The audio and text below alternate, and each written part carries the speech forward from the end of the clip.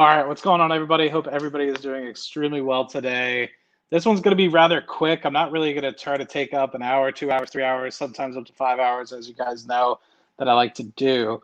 But Colin and I had a quick discussion about our streaming schedules and stuff of the like. And now that we've kind of started to get some traction on the other channel, we wanted to start off a weekly series. So I'm starting mine off on Wednesdays, so you guys can catch me over there. Don't get tied to the name. So currently it's called Weekly Money, but who knows? It's all in flux. But definitely wanted to do that relatively quick for you guys and have a set schedule for when I go live, because sometimes I just do rather sporadic, like something might happen and I just want to go live. But I think that doing this will get a little bit more regiment into the schedule, and it'll allow me to be a little bit more consistent with having something every single week for you guys to be able to reach out to me, answer Q&As and stuff of the like. So at the moment, it's tentatively placed for half an hour every single week, and hopefully you guys will enjoy that. Link will be in the description below if you guys want to run over to that. This will probably be hanging out on my particular channel on Matt Money. As you guys noticed, I stopped really streaming on Matt Money because it was kind of dividing the audience as a whole. Some folks liked it, some folks did not like the streaming, which is why when Kyle and I really started collaborating a good bit, we kicked off the second channel there for you guys to look at. So now that we're up to about 1,000 over there, I want to allow you guys the opportunity to let you know that I will be streaming weekly over there. And if you guys want to join us, the link's in the description. But that's relatively it. I think Kyle is also going to be doing the same. So if you don't just want to hear from me, you also want to hear from passive income passive income investor Kyle. He has a Canadian perspective on things.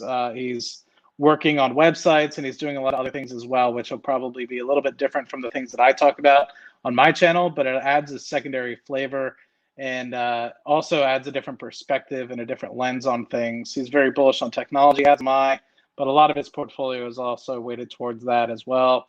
So he's got a good head on his shoulders, and he's a good partner to be working with. So also allows you to potentially get his perspective on a weekly basis on what he might be talking about and what's pertinent to him and what he's kind of looking at.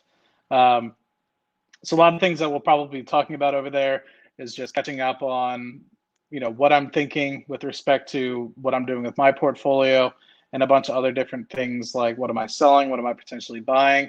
And then, of course, on Friday nights, we're going to keep that whole. If you guys want, me and Kyle do a Friday night stream every Friday where we get to shoot basically what happened in the market that week, what we're doing with our portfolios, and also about 50% of the time, him and I get in intense debates. We've had our face-off about GM versus Tesla. We've had our face-off about, Bitcoin a couple months ago. And then we had a good discussion about Bitcoin last week. But what was the most recent one that we had a discussion about? Amazon versus Apple. Yeah, we were discussing that one for about an hour as well. So if you guys are interested in having those debates or hearing those debates, rather, feel free to jump over to that channel. Link will be in the description. But otherwise, I'll probably just cut it relatively quick here for you guys. Maybe just look and quickly see what the comments here really say. But really hoping that you guys enjoy the weekly content. And if you guys do want to see something specifically for me to do in that stream, whether it's weekly, bi-weekly, let me know. Hit me up on Instagram, hit me up anywhere. And I listen to everything that you guys generally say. And always be critical, man. I don't care. You guys can tell me I'm dog shit. I really don't really mind. Been doing this long enough now where that stuff just kind of rubs off my back or runs off my back. I don't know what the hell the term is. But anyway, just quickly get a look quickly to see. All good. What's going on, Dan? How you doing, man? All good is always making sure she gets number one. We got Trinum Finance always in here. Drizzle, what's going on, my guy? So yeah, quickly, I'll just address space, but we can always talk a lot more about it in depth tomorrow.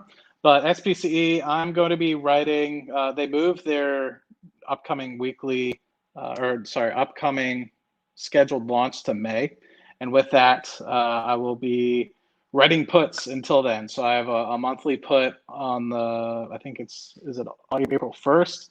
I have one for $25, one for $30. And I think we're going to be doing that until I kind of see a new floor. I wouldn't mind picking up at 30. I wouldn't mind picking up at 25. I'm long in the stock. So I'm hoping to get about 500 shares. I have 300 shares right now in my individual brokerage. I have another 100 shares in my Roth. So hoping at the 25-30 level, I'll be able to pick up more for SPCE. If you don't have a position, I think that right now is okay to potentially buy in, but don't buy all in.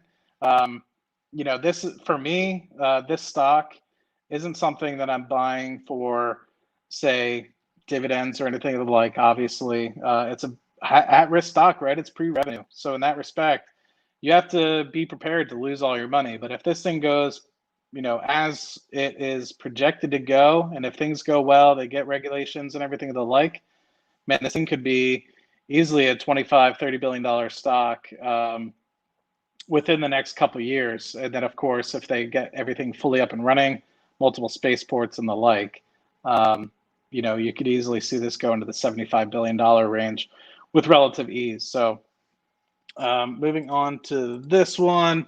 Thanks for setting this up. Awesome. Yeah, I'm looking forward to the weeklies as well. People have always given me crap, I guess, and so I should have listened earlier to have a weekly slotted time for just myself. Normally, I would just take the opportunity on Friday nights when people are hyped up to go ahead and go live, and then I'd sometimes take the opportunity during the middle of the week, and some folks would be all about it, some folks wouldn't, and they'd be like, "Oh man, I missed it," So having a scheduled time at 7:30 p.m. Central, so 8:30 p.m. Eastern, I guess, will hopefully allow folks to be able to make that across the West Coast, East Coast, and Central Time as well. And don't forget my buddy Dave in Mountain Time. But specifically talking about Wish stock, where do I see it after Monday's earnings? Good long-term hold. What's my average cost? So funny one about Wish. I bought Wish. I was very bullish on it from the get-go. Bought about 400 shares. Took a lot of heat from our WhatsApp group, telling me I'm an idiot. I'm used to that. A lot of folks don't like my stock choices, but sometimes they turn out relatively well. Look at Virgin Galactic when I was, hyping that at $15 a share. Look at Palantir when I was piping that up on the IPO date at $10 a share. I'll stop tooting my own horn. But Wish, I think, I'm not looking for Wish, just like I wasn't looking for Palantir and Space to moon right off the bat. I think that Wish is going to be playing in this wedge where Amazon has already carved out a huge space, but Amazon's a premium product. I mean, if you look at your credit card statements, and I think a lot of folks recognize that Amazon takes up a lot of their credit card statements every single month. And so anything that would be able to get that down, like a Wish or something of the like, would probably be preferred. And I think a lot of folks give Wish a little bit of heat based off of the contracting, or not contracting, but that's not the right word I'm looking for. Supplier issues that they've had in China and stuff of the like. But eBay went through the same thing. Amazon went through the same thing. And if you order from Alibaba, you know exactly what I'm talking about as well. So I think it's just a matter of, kind of just a new company going through growing pains. And eventually, over time, the margins are relatively good on a Wish comparatively to, say, Amazon. If you were to compare Amazon's margins on their e-commerce business versus Wish, Wish blows them out of the water and a cheaper product. And if you just look at the trend of Dollar General, Dollar Tree over the past 10, 20 years, had you invested in those companies, you would have made a fortune. And if you're just looking for the e-commerce equivalent, I think Wish is your opportunity. So yeah, I think that Wish is going to be playing in this space where you're not going to necessarily just be focusing on, one e-commerce company, right? You don't have one brick and mortar company that basically is taking up everything. Yes, Walmart took up a large amount of retail in the 90s and the early 2000s, but you still had Home Depots of the world, you still had the Lowe's of the world, you still had Targets, right? So there's plenty of room in the e-commerce space for multiple organizations, and especially if you're tailoring to different audiences, especially Wish, they're targeting towards a a lower socioeconomic class target market, looking for things for cheap. Maybe you don't necessarily need something in a day or two, where you're willing to pay for a Prime membership that costs you a couple $100s a year. So just kind of keep those things in mind, that not everyone, is willing to pay that premium to get a next day delivery, and they don't mind paying for a lower quality product just based on the fact that it could be a gag gift or something like that. So that's my thought on Wish. I don't like to look at things a quarter out, 2 quarters out.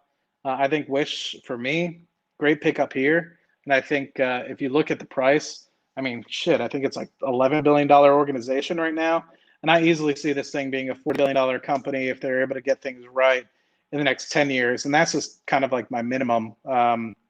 I think it easily could be a $150 billion organization in the next 10 years with relative ease. And so if you were able to potentially look at it from that perspective, picking up at 18 or so, or 19 maybe it's right now, you potentially be able to get 10x your money, but at least a 4x your money in the next 10 years, which in any normal circumstances, not talking about this new world we're living in with SPACs and stuff of the like, 4xing your money in 10 years is a good damn deal. So I'll probably leave it there. No big deal on that one. I think it's a long-term hold.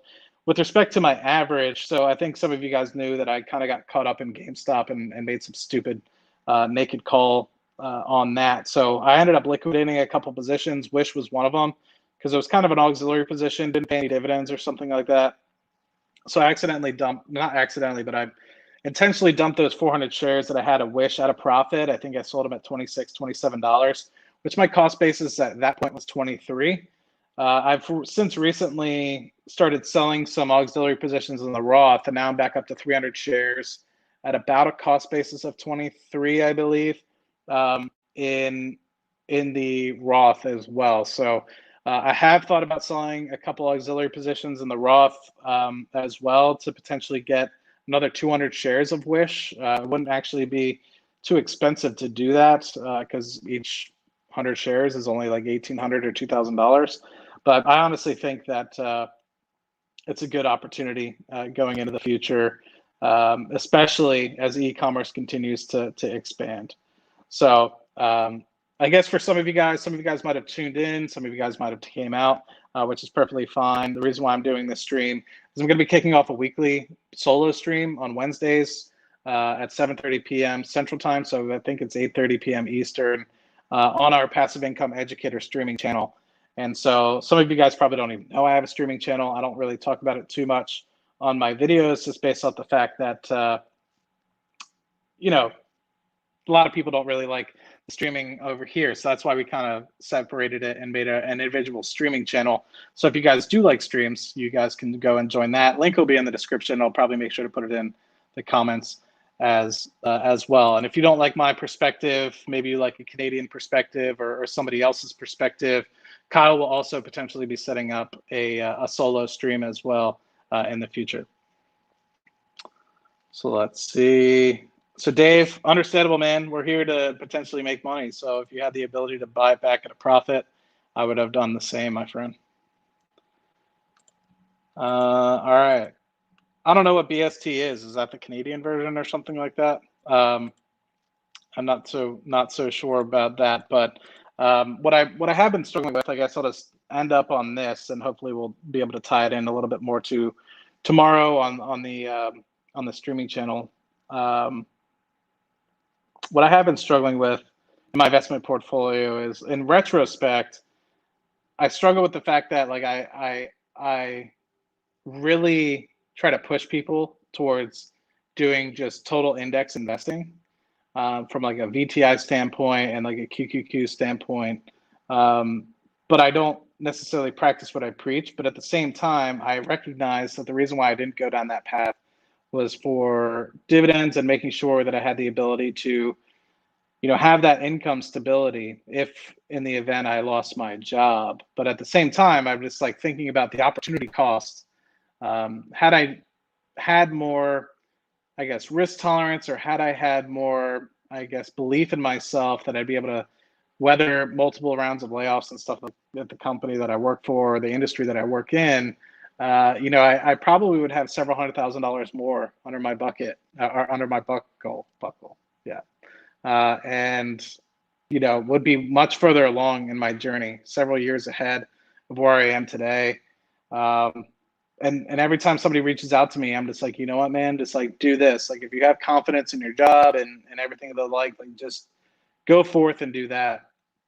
But at the same time, it's like, I don't know. I somewhat have this like risk averse, like dividend centralized focus on dividends are the way to my heart. Like for some reason, that cash flow coming in is always something that I truly hold near and dear to my heart. But at the same time, like I practice or I preach something else, which I think is relatively interesting. But I have recognized that, and I've struggled with that over the past week or two, where I'm just like, man, like I really just wish I just had the guts to put it all on BTI. I really wish I had the guts to put it all in QQQ and just like not touch it.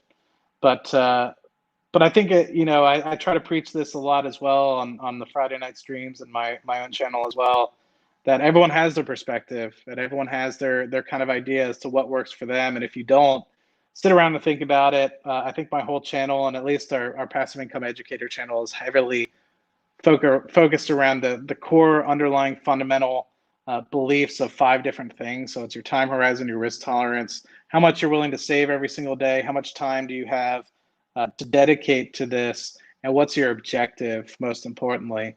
And if you can answer those 5 things, you'll definitely be able to understand, are you a day trader, are you a swing trader, you do Forex, you do this, you do that. But yeah, for me, it was always just like, well, I was deathly afraid of losing my job. So I took this like hybrid approach. And at the end of the day, it's gotten me to where I am today, so I can't complain. But I think folks that know me personally know that I'm rather hard on myself. And, I'm always thinking about the ifs, what ifs, and could have even been better if in whether it's my personal life, my financial life, or my career.